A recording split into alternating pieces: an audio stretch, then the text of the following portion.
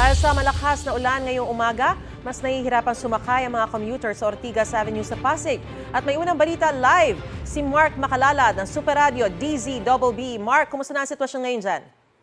Maris, maraming mga pasahero ang nahirapang makasakay dahil sa malakas na buhos ng ulan. Sa Ortigas Avenue at Ortigas Avenue Extension sa Pasig, nabutan ng Super Radio DZBB ang mga pasaherong nakapayong at nakakapote na nag-aabang ng masasakyan. Ang iba sa kanila naglakad na lang dahil sa limitadong bilang ng mga jeep na bumabiyahe. Samantala, dahil naman sa class suspension, ay pinauwi na ang mga estudyanteng maagang pumasok. Nabasa naman ang ilang mga estudyante dahil sa walang dala ng mga payong. Pagdating sa trapiko ay mabagal naman ang usad ng mga sasakyan. Sa mga oras na ito, patuloy na nararanasan ang mahina hanggang sa katamtamang lakas ng ulan. Ang inyong kapuso Mark Makalalad ng GMA Super Radio DZBB nag-uulat sa unang hirit.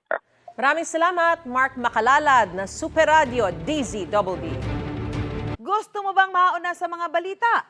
Mag-subscribe na sa GMA Integrated News sa YouTube at tumutok sa unang balita.